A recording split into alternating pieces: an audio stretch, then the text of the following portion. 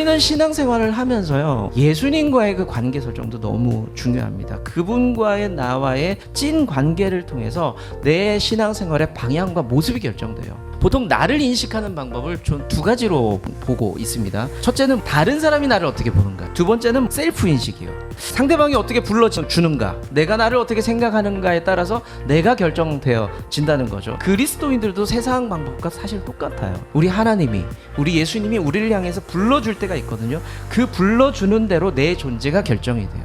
내가 그런 존재구나라고 인식하게 됩니다. 오늘 나누고 싶은 게 예수님이 우리를 어떻게 부르냐는 거, 우리를 어떻게 보고 있냐는 거, 그 이야기를 짧게 한번 좀 나눠볼게요. 첫 번째로 예수님께서는 공식적인 죄인이라고 부르고 있어요. 그냥 넌 죄인이야, 낙인이 찍혀 있는 겁니다. 예수님을 싫어했던 바리새인들이 당신의 제자들은 죄인이에요 막 뭐라고 하니까 맞아 라고 하는 사건이 오늘 본문에 읽었던 말씀입니다. 지금 예수님은 요주의 인물이에요. 종교 지도자들이었던 바리새인과 서기관들이 주목하고 있단 말이죠. 예수님의 동선을 보고 있는데 그렇게 싫어하는 세리와 함께 한다는 거죠. 모여가지고 회식을 하는 거예요. 이 바리새인과 서기관들이 저 죄인들 좀 보라 이야기를 합니다. 그 모습을 보면서 예수님한테 저런 죄인들과 저런 것들과 함께 밥을 먹고 어울리고 있냐라고 이야기를 합니다.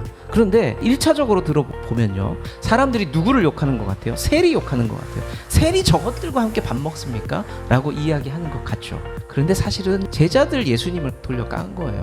저 나쁜 것들과 함께 있는 당신도 똑같아 라고 제자들을 욕먹이고 있는 겁니다. 예수님께서 그 상황에서 뭐라고 말씀하시느냐, 바리새인들 너희들 시각이 옳다는 거예요. 부정하지 않겠다는 겁니다. 그러면서 지금 함께 있는 자들은 다 병든 자들이고 죄인이다 라고 말씀을 하세요. 그냥 인정을 해버리는 겁니다. 근데 시편 51편 5절의 말씀을 보잖아요. 인생의 본질, 삶의 본질이 죄라고 이야기를 하고 있습니다. 성경이 바라보는 인생은요, 그냥 노멀한 죄인이에요. 보통 그냥 다 죄인이다 라고 이야기를 하고 있습니다.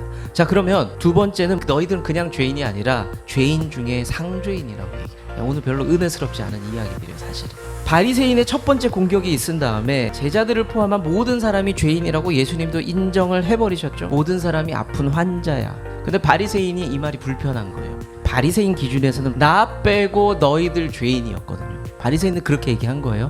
근데 예수님이 이야기한 걸 가만히 들어보니까 기분이 나쁜 거예요. 왜냐하면 아니 너 포함 다 죄인, 이렇게 예수님께서 이야기를 하니까 기분이 나빴던 겁니다.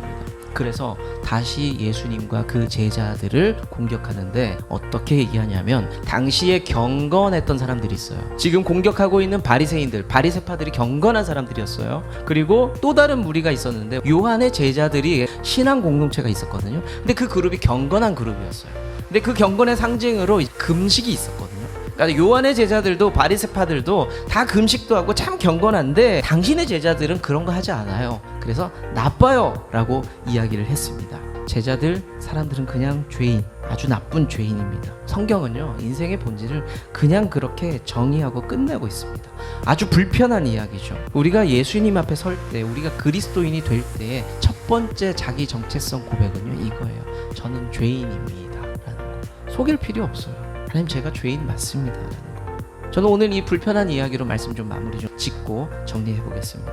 예수님께서 우리를 죄인이라고, 환자라고 말씀을 하면서 상황이 끝나지 않아요. 감사하게도 우리 죄인이라는데, 죄인은 죽어야 되잖아요. 끝나야 되는데 예수님께서는요, 제자들을 환자야 라고, 아픈 사람이라고 이야기를 하면서 본인을 의사라고 얘기해요. 이게 희망이라는 거죠. 쟤네 아픈 애들 맞거든, 환자 맞거든. 근데 중요한 건 내가 의사야, 내가 고쳐줄 거야, 내가 회복시킬 거야, 새 생명을 줄 거야 라고 본인의 의지와 사명을 이야기를 하셨습니다. 사도 바울은요, 자기 자신을요, 죄인 중에 괴수라고, 죄인이라는 인식, 그 너머에 진짜 나쁜 죄인이라고 그 고백이 있습니다. 근데 사도 바울, 우리가 어떤 사람을 알고 있습니까? 자신의 목숨을 자신의 인생을 다 던졌어요. 그 헌신과 충성이 어디서 나왔겠어요? 자기가 죄인 중에 죄인이라는 그 인식에서 출발합니다.